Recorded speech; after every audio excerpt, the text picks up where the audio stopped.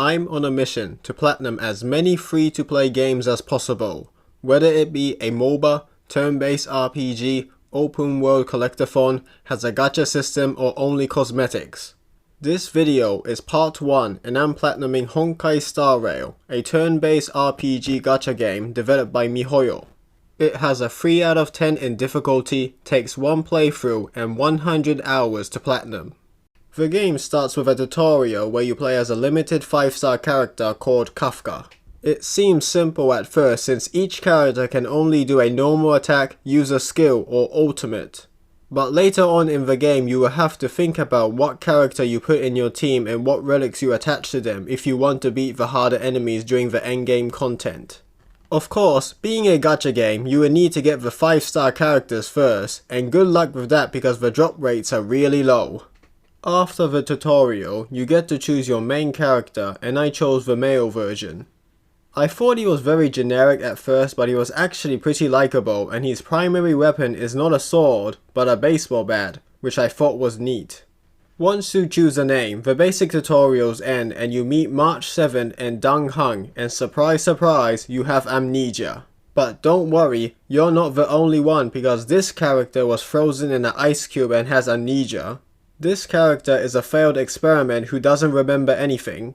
This character loses his memory every time he dies. This character suffers from short-term memory loss. This character can erase your memory temporarily. And this character can permanently erase herself from your mind by drugging you. Anyway, after defeating the tutorial boss, the prologue ends and I get my first trophy for joining the Astro Express, which is a space train. I actually play the game mostly on my phone, so this trophy and many others popped when I started the game on the PlayStation. It's just that playing on the phone is much more convenient compared to controllers since there's so much more buttons you need to press.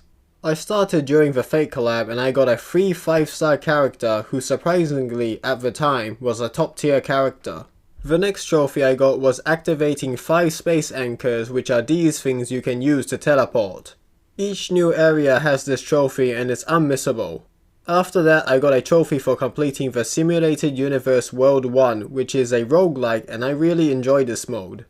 I decided to finish the main story trophies first and the next major chapter is Belobog, the last city of an icy planet called Yarilo 6, which is divided into 2 regions, the overworld and the underworld. During the early parts of the story, entities called Stellarons are really important. They bring destruction to anything they come near, and in this case, Yarilo 6, it is the cause of the internal freeze. The Astro Express go to Belobog to find the Stellaron but are almost immediately detained for trespassing. Luckily they escape to the underworld where the miners live. Up to this point, the game was really fun but not that hard, until I got to this boss fight.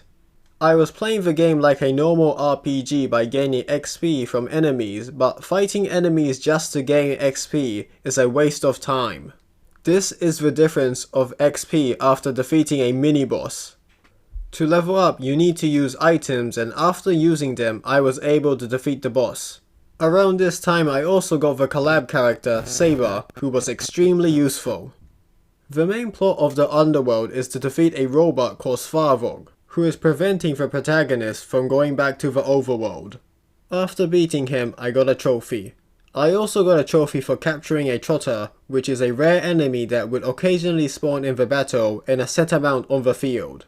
We find out that the big bad is the Supreme Guardian, Kokolia, who is the mother of the 5-star character Bronya, who is basically the main character of this arc.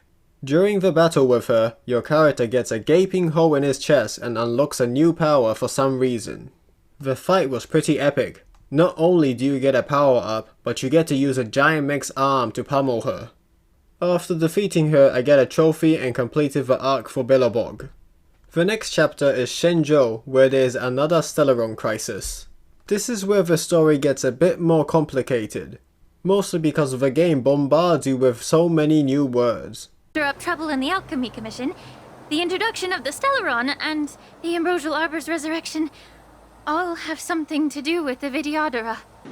Bro, what are you talking about, man? I won't be going into detail because that would make this video 3 times as long, but when the protagonists meet Kafka and interrogate her, she tells them that everything happening is according to a script, which is a type of storytelling I'm not a fan of. The story trophies actually end around this point after defeating this deer.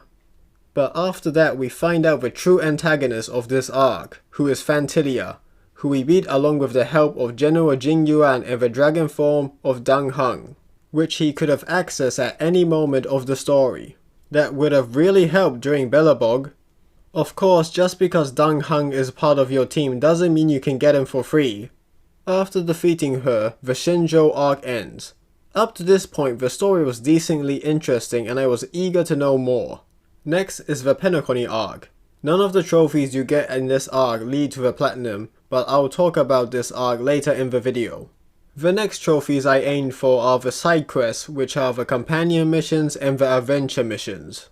The companion missions are quests where you basically help around playable characters which include Asta, Arlen, Hook, Natasha, Clara, Savo and Japard, Silverwolf, Yangqing, Luocha.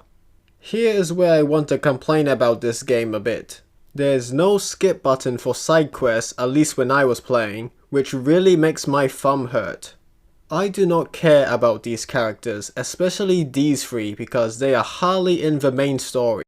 Asta is the head researcher of Herta Space Station. She is also filthy rich. Arlen is the guy you help during the prologue on the Herta Space Station, and Hook is a child you play hide and seek with. That is literally all they do in the main story, and being a 4-star isn't helping because I didn't even use them in battle. I wouldn't mind if the quests were short, but each character has to have a 10-minute speech every time they open their mouths. Dialogue, dialogue, dialogue, dialogue, text message, text message, text message, text message. There's even scenes where you have to wait for the dialogue to load. This doesn't mean all of them were boring. For example, Kafka's companion mission was very interesting. It's just that all the ones that had a trophy weren't that captivating. After hours of mashing the X button, I finally got all the companion mission trophies. Finally! You're here! Luckily, the adventure missions were better, but only slightly. Some notable ones, also including ones that don't have quests, are Vessel of Mediocrity, where you have to solve puzzles, which were fun. You also have to wait 1 real day to complete it, which was worrying. The Adventurous Moles, where you have to find hidden treasure. Collecting all wanted posters of the Express crew. Talk to all Herta puppets in the Herta Space Station. Obtaining every useful prop in the trash cans in Belobog. Finding lost side cranes in Shenzhou. This one was super boring because there were so many. Collecting all display items for Belobog History and Culture Museum. You play a minigame in this quest which was fun, but what wasn't fun was all this dialogue. To show you how long it was, this is a scene of me just mashing through it. The reason I take a second before choosing a dialogue option is because sometimes you can ask optional questions which will prolong the conversation.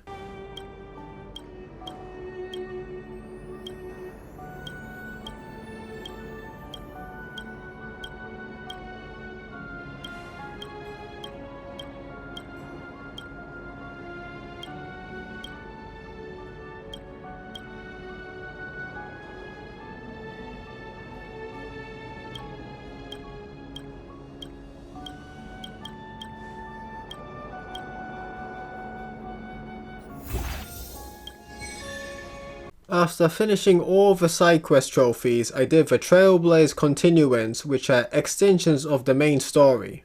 They weren't amazing, but there was pretty cool moments. You also get trophies that are not tied to the platinum. Around this time I reached level 60 with my characters and light cones, and got 2 trophies even though the max level is 80. After doing all that, I needed one more trophy, which was to reach Equilibrium level 6, and I hate this trophy. It took me 2 months to get the platinum. The first month I got 37 trophies, In the second month, I got 2 trophies including the platinum. I hope you understand why I don't like it. To get to Equilibrium level 6, you need to raise your Trailblaze level to 65, the max being 70.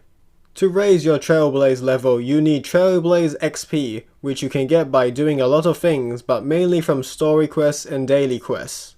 By the time I got all the other trophies, my Trailblaze level was only 51, and each time the level goes up, the more XP is required. Since there was nothing else to do, I decided to progress the main story, Penacony, and my thoughts were, Shut up! Shut up! Shut up! like I mentioned before, this game has too much dialogue and half of the time it feels like I'm just reading a visual novel. It's a shame because the visuals, gameplay and plot of Penacony are one of the best in the game, but the presentation ruins it all.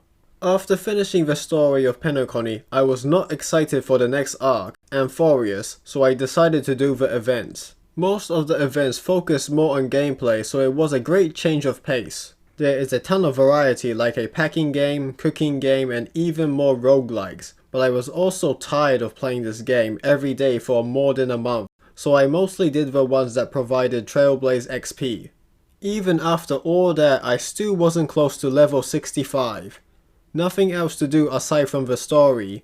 Each day I would usually do my dailies and weeklies, which only gave me a fraction of the required XP. Other than that, I tried some endgame content like Chaos of Memory, which was luckily not tied to any trophies because this mode is very hard. I don't think my build of Saber and Archer are bad, but my supporting characters definitely needed more investment. Finally, when I reached level 65, I needed to fight a boss, which was honestly super easy despite having to grind so much to fight it. If a requirement was level 60, this would have been much less frustrating. Anyway, I'm glad that I finally got the platinum.